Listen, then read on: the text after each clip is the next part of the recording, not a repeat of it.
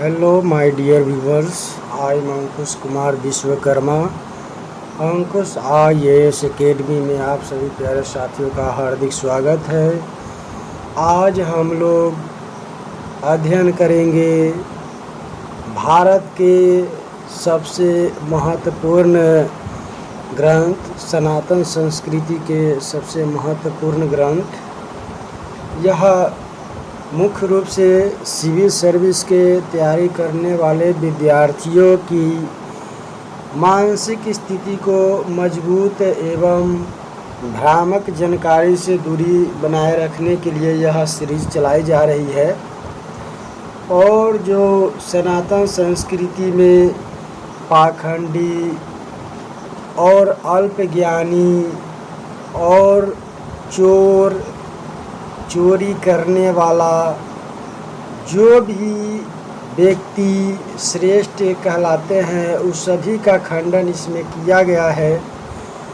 और हमें भी पता है, आपको भी पता है, प्रेजेंट में सनातन संस्कृति को किस आधार पर और कैसे व्यक्त या व्याख्या की जा रही है, तो उसको समझने के लिए हम लोग यह सीरीज जो है चला रहे हैं। और यह मुख्य रूप से सामान्य नागरिकों के साथ साथ सिविल सर्विस हो या फिर अदर सर्विस के तैयारी करने वाले विद्यार्थियों के लिए भी बहुत ही महत्वपूर्ण उपयोगी ग्रंथ है। तो इसको पढ़ने से क्या फ़ायदा होंगे, लाभ होंगे, ये संपूर्ण अध्ययन करने के बाद ही आपको एनालाइज कर पाएंगे आप लोग। तो चलिए हम लोग अध्ययन करते हैं। श्री मध्य या फिर श्री भगवान ने अर्जुन को निर्मित बनाकर समस्त विश्व को श्री गीता के रूप में जो महान उपदेश दिया है, यह अध्याय उसकी अवतारणा के रूप में है। इसमें दोनों ओर के प्रधान योद्धाओं के नाम गिनाए जाने के बाद मुख्यतया अर्जुन के बंधुनाश की आशंका से उत्पन्न मोहजनित विषाद का वर्णन है। इसलिए इसका नाम अर्जुन विषाद योग रखा गया है। यानी कि अर्जुन का जो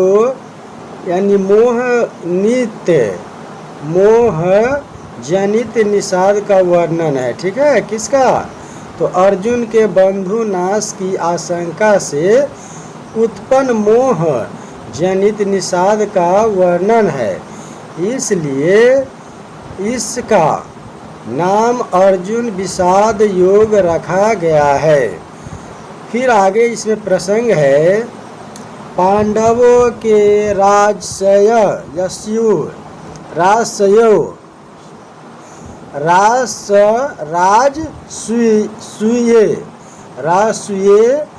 यज्ञ में उनके महान ऐश्वर्य को देखकर दुर्योधन के मन में बड़ी भारी जलन पैदा हो गई और उन्होंने शकुनी आदि की संपत्ति से जुआ खेलने के लिए युधिष्ठिर को बुलाया और छल से उनको हराकर उनका सर्वस्व हर लिया।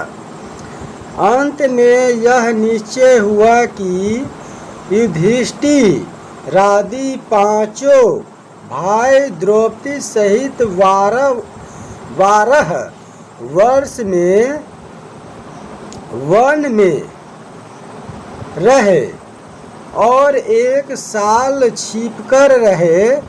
इस प्रकार 13 वर्ष तक समस्त राज्य पर दुर्योधन का आधिपत्य रहे और पांडवों के 1 साल के अज्ञातवास का भेद न खुल जाए तो 13 वर्ष के बाद पांडवों का राज्य उन्हें लौटा दिया जाए। इस निर्णय के अनुसार 13 साल बिताने के बाद जब पांडवों ने अपना राज्य वापस मांगा तब दुर्योधन ने साफ इनकार कर दिया।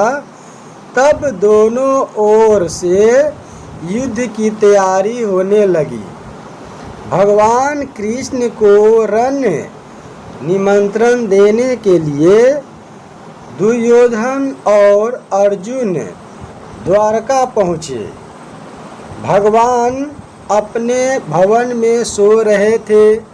दुर्योधन उनके सिरहाने एक मूल्यवान आसन पर जा बैठे और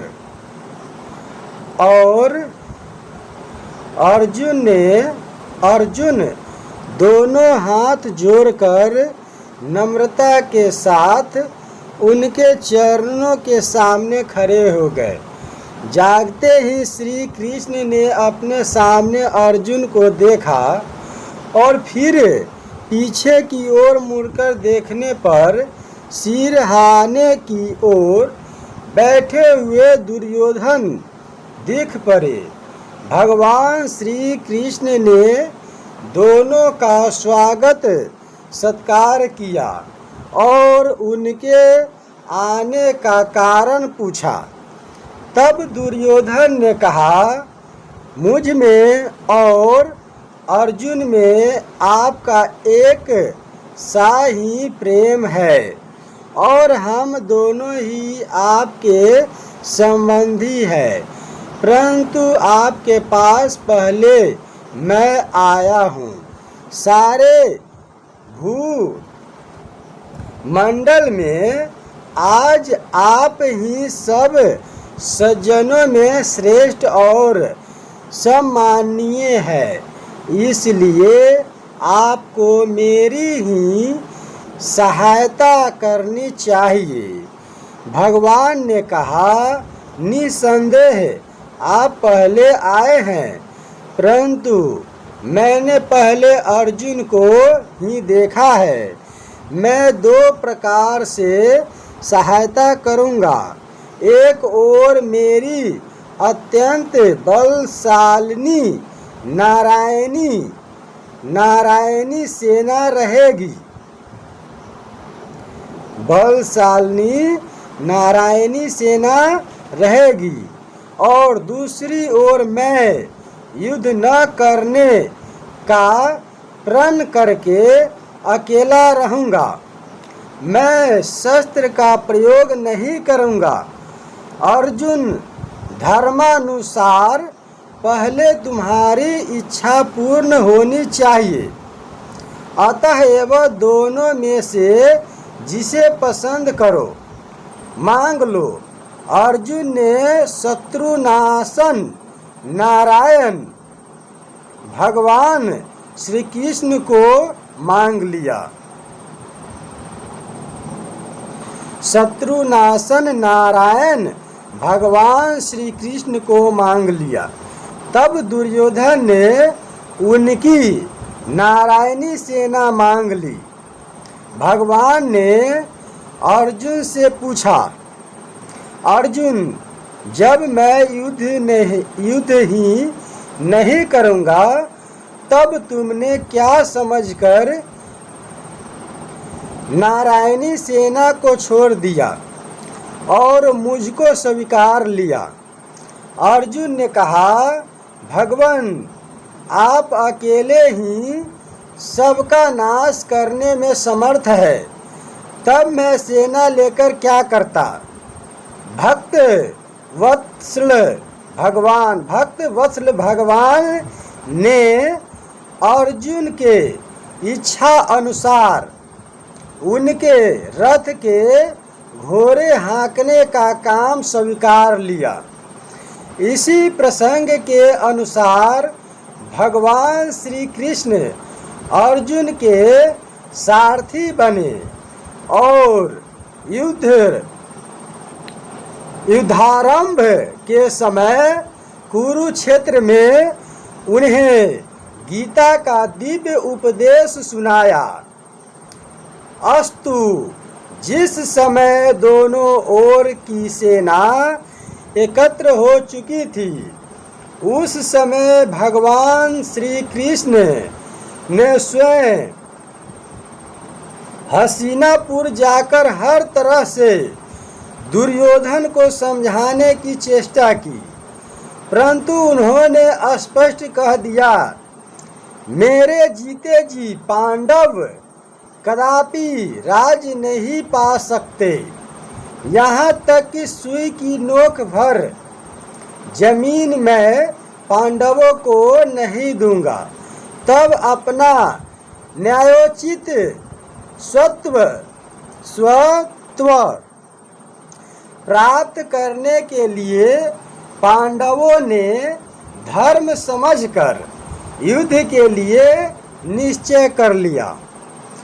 जब दोनों ओर से युद्ध की पूरी तैयारी हो गई, तब भगवान वेदव्यास जी ने धृत राष्ट्र के समीप आकर उनसे कहा, ये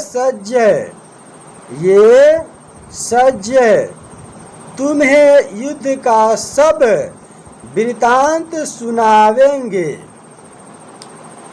युद्ध की समस्त घटनावलियों को ये प्रत्यक्ष देख सुन और जान सकेंगे। महर्षि वेदव्यास जी के चले जाने के बाद धृतराष्ट्र के पूछने पर सज्जय उन्हें पृथ्वी के विभिन्न द्वीपों का वृतांत सुनाते रहे। उसी में उन्होंने भारतवर्ष का भी वर्णन किया। तदंतर जब कौरव पांडवों का युद्ध आरंभ हो गया और लगातार 10 दिनों तक युद्ध होने पर पितामह भीष्म रणभूमि में रथ से गिरा दिए गए, तब सज्ज ने धृत राष्ट्र के पास आकर उन्हें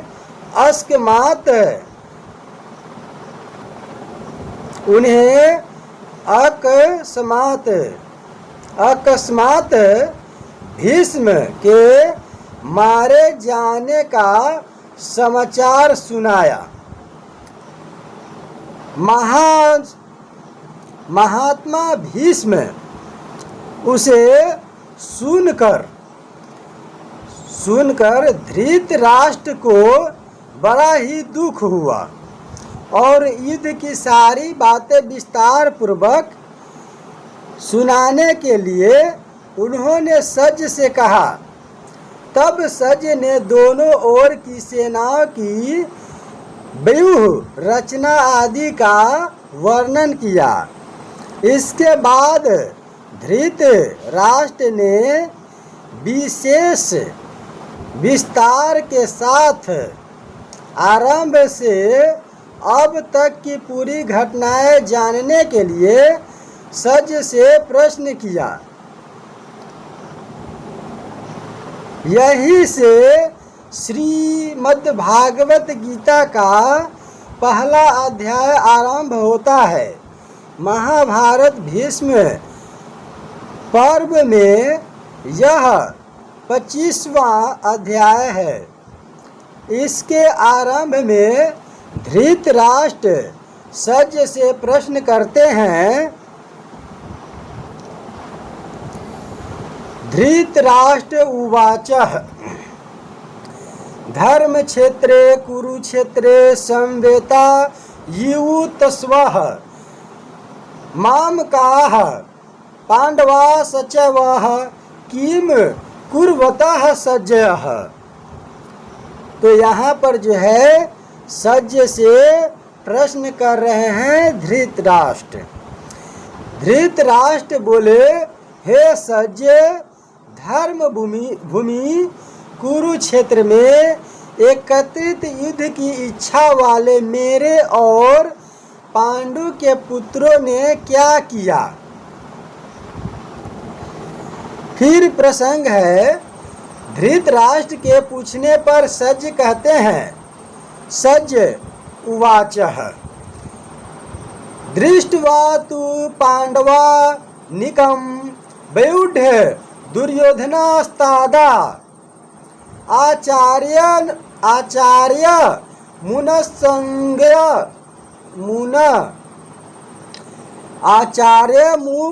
मुपसंगमय राजा वचनम ब्रवीतः। ठीक है, तो फिर इसका अर्थ है, सज्ज बोले, उस समय राजा दुर्योधन ने व्यूह रचना युक्त पांडवों की सेना को देखकर और द्रोणाचार्य के पास जाकर यह वचन कहा। फिर है प्रसंग, द्रोणाचार्य के पास जाकर दुर्योधन ने जो कुछ कहा अब उसे बतलाते हैं। फिर है, पश्यताम पांडुपुत्रा नामाचार्य महती च मुम व्यूढ़ाः द्रुपद पुत्रेण तब शीर्षेण धीमता। इसका अर्थ है, हे आचार्य, आपके बुद्धिमान शिष्य द्रुपद पुत्र धृष्ट धूमन द्वारा व्यूहाकार खड़ी की हुई पांडु पुत्रों की इस बड़ी भारी सेना को देखिए। फिर प्रसंग है, पांडव सेना की व्यूह रचना दिखलाकर अब दुर्योधन 3 श्लोकों द्वारा पांडव सेना के प्रमुख महारथियों के नाम बतलाते हैं। अत्र सूरा महेश्वासा भीमा अर्जुन समा युधि युयुधानो विराट सचः द्रुपद महारथः धृष्ट केतु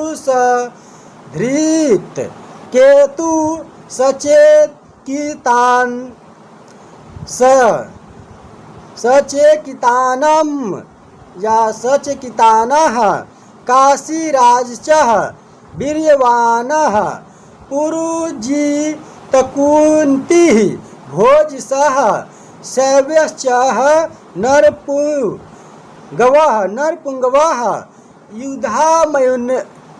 युधामन्युश्च विक्रान्तः उत्तमौजाश्च वीर्यवानः सभद्रो द्रौपदेयाश्च सर्व एवं महारथाः।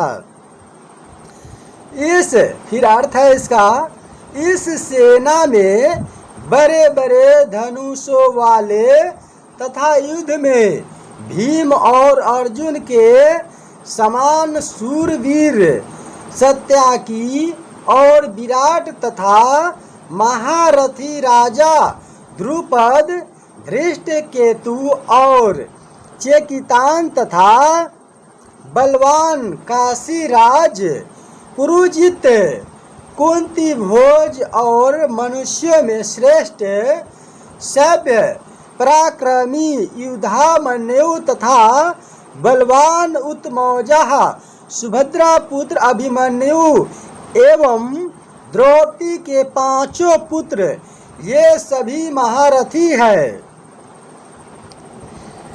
फिर है प्रसंग पांडव सेना के प्रधान योद्धाओं के नाम बतलाकर अब दुर्योधन आचार्य द्रोणाचार्य या फिर आचार्य द्रोण से अपनी सेना के प्रधान योद्धाओं को जान लेने के लिए अनुरोध करते हैं।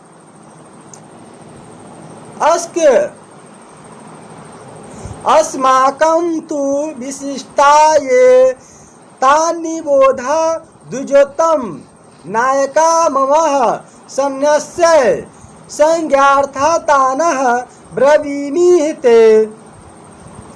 फिर इसका अर्थ है, हे ब्राह्मण श्रेष्ठ, यानी द्रोणाचार्य जो है ब्राह्मण है और ब्राह्मणों में श्रेष्ठ। हे ब्राह्मण श्रेष्ठ, अपने पक्ष में भी जो प्रधान है उनको आप समझ लीजिए। आपकी जानकारी के लिए मेरी सेना के जो सेनापति है उनको बतलाता हूँ। फिर अगला प्रसंग है, अब 2 श्लोकों में दुर्योधन अपने पक्ष के प्रधान वीरों के नाम बतलाते हुए अन्याय वीरों के सहित उनकी प्रशंसा करते हैं। भगवान भीष्म च कर्ण च कृप च समिति सज्जः अश्वत्थामः विकर्णश्च सौमदत्ति अस्तथैवः च। सौमदत्तिस्तथैवः च। फिर इसका हिंदी अर्थ है, आप द्रोणाचार्य और पितामह भीष्म तथा कर्ण और संग्राम विजयी कृपाचार्य तथा वैसे ही अश्वत्थामा विकर्ण और सोमदत्त पुत्र भूरिश्वा यानी कि कह रहे हैं कि ये जो है सभी यानी कि वीरों के जो नाम है वो सारे चीज यहाँ पर गिनाया जा रहा है। ठीक है, फिर आगे हम लोग पढ़ेंगे, अनेच बहवः शूरा मदर्थे त्यक्त जीविताः नाना शस्त्र प्रहराना सर्वे युद्ध विशारदाः। और इसका अर्थ क्या है, और भी मेरे लिए जीवन की आशा त्याग देने वाले बहुत से शूरवीर अनेक प्रकार के शस्त्रों से सुसज्जित और सब के सब युद्ध में चतुर है। अपर्याप्तम तद अस्माकं बलम भीष्माभिरक्षितम पर्याप्तम त्विदमे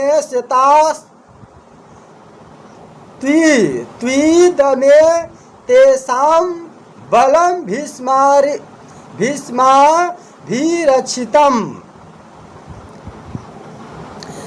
भीष्म पितामह द्वारा रक्षित हमारी वह सेना सब प्रकार से अजेय है और भीष्म द्वारा रक्षित इन लोगों की यह सेना जीतने में सुगम है। फिर आगे प्रसंग कह रहा है, प्रसंग में क्या कह रहे हैं, इस प्रकार भीष्म द्वारा संरक्षित अपनी सेना को अजेय बताकर अब दुर्योधन सब ओर से भीष्म की रक्षा करने के लिए द्रोणाचार्य आदि समस्त महारथियों से अनुरोध करते हैं। अयनेषु च सर्वेषु यथा भागम वस्थिताः भीष्ममेवाभिरक्षन्तु भवतः सर्व एव हि। इसलिए सब मोर्चों पर अपनी अपनी जगह स्थित रहते हुए आप लोग सभी निस्संदेह भीष्म पितामह की ही सब ओर से रक्षा करें। फिर अगला प्रसंग है, दुर्योधन के द्वारा अपने पक्ष के महारथियों की विशेष रूप से पितामह भीष्म की प्रशंसा किए जाने का वर्णन सुनाकर अब सज उसके बाद की घटनाओं का वर्णन करते हैं। तस् संजयनन हर्ष कुरु वृद्धः पितामह सिंहानंदम बिन धोचय शंख दधमो प्रतापवान। कौरवों में वृद्ध बड़े प्रतापी पितामह भीष्म ने उस दुर्योधन के हृदय में हर्ष उत्पन्न करते हुए उच्च स्वर से सिंह की दहाड़ के समान गरज कर शंख बजाया। तत् शंख चह भैर्यश्चः पनवानक गोमुखाः सहसैवाभ्यः हन्यन्तः सह शब्दसु मूलो अभवतः। इसके पश्चात शंख और नगारे तथा ढोल मृदंग और नरसिंह आदि बाजे एक साथ ही बज उठे। उनका वह शब्द बड़ा भयंकर हुआ।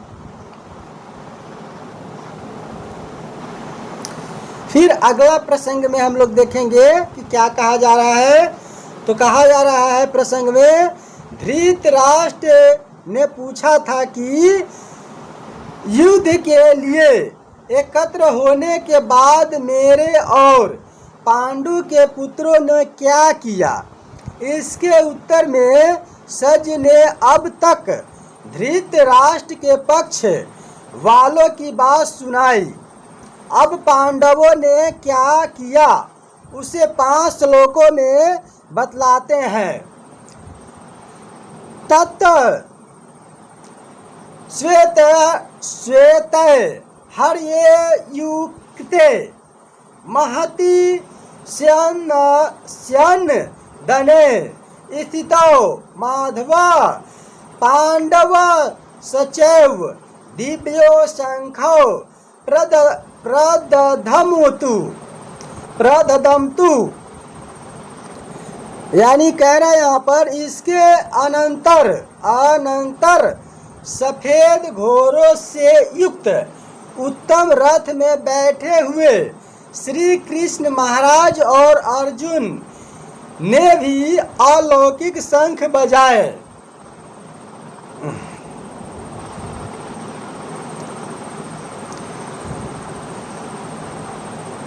फिर है आगे, पांचजन्यम हसिकेशो देव दत्तम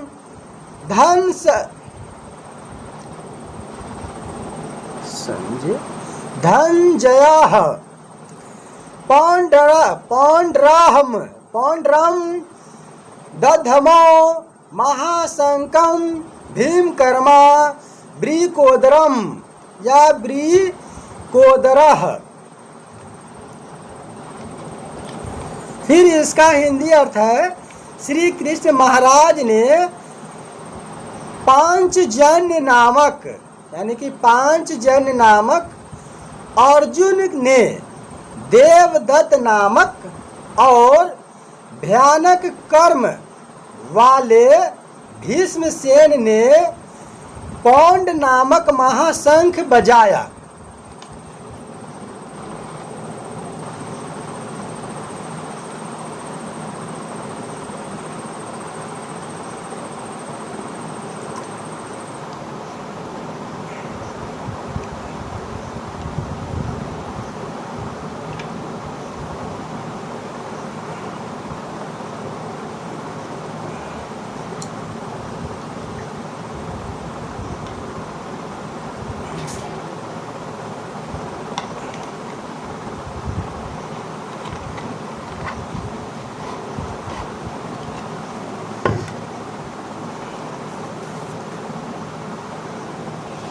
फिर आगे है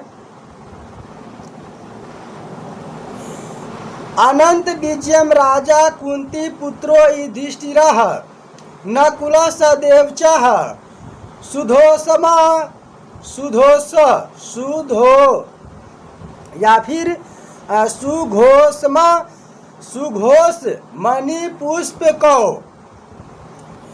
कुंती पुत्र राजा युधिष्ठिर ने अत्यंत विजय नामक और नकुल तथा सहदेव ने सुघोष और मणि पुष्पक नामक शंख बजाए।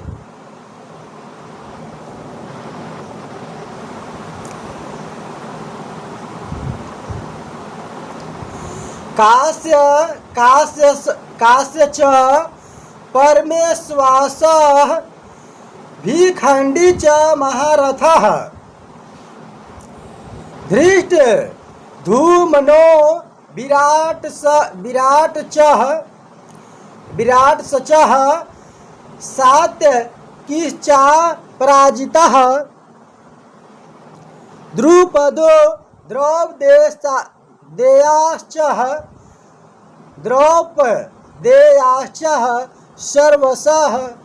सर्वशः पृथ्वीपते सभद्रचः महाबाहु शंखान्ध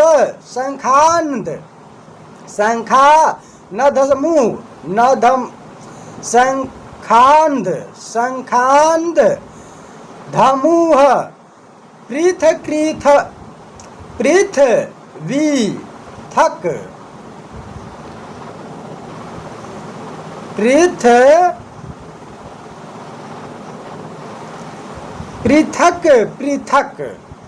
क्या पढ़ेंगे इसको? पृथक यानी कि अलग अलग। ठीक है। कुछ संस्कृत का जो शब्द है उच्चारण में थोड़ा कठिनाई हो रही है, इसके लिए क्षमा चाहता हूँ, लेकिन आप इसको हिंदी शब्द बेहतरीन ढंग से समझे। श्रेष्ठ धनुष वाले काशीराज और महारथी शिखंडी एवं धृष्ट ध्रुमन तथा राजा विराट और अजय सत्याकी राजा ध्रुपद एवं द्रौपदी के 5 पुत्र और बड़ी भुजा वाले सुभद्रा पुत्र अभिमन्यु, इन सभी ने हे राजन सब ओर से अलग अलग शंख बजाए। फिर अगला प्रसंग है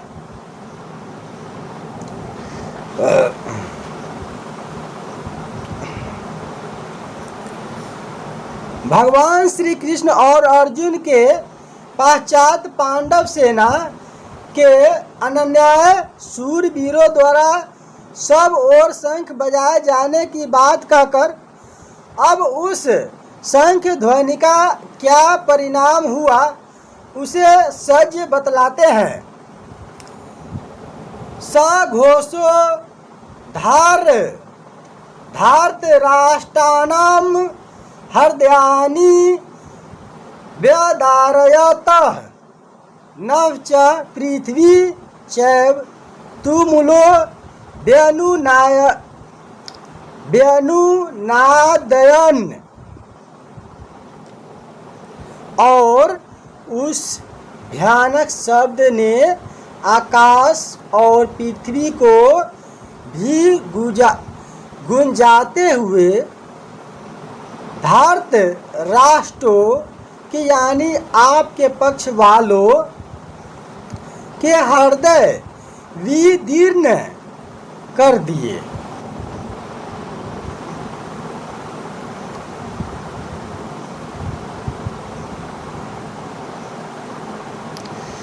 फिर है प्रसंग पांडवों की शंख ध्वनि से कौरव वीरों के व्यथित होने का वर्णन करके अब चार श्लोकों में भगवान श्री कृष्ण के प्रति कहे हुए अर्जुन के उत्साहपूर्ण वचनों का वर्णन किया जाता है। अतः व्यवस्थितान् दृष्ट्वा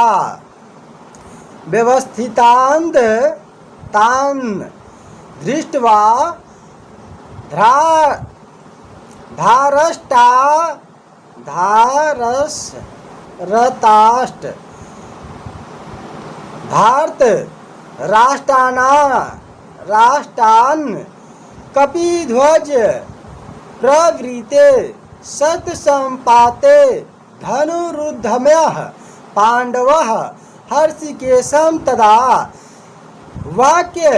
वाक्यमी दमाः महीपते। अर्जुन उवाच सेन योरुभयोर्मर्धये रथम स्थाप्य मे अच्युतः।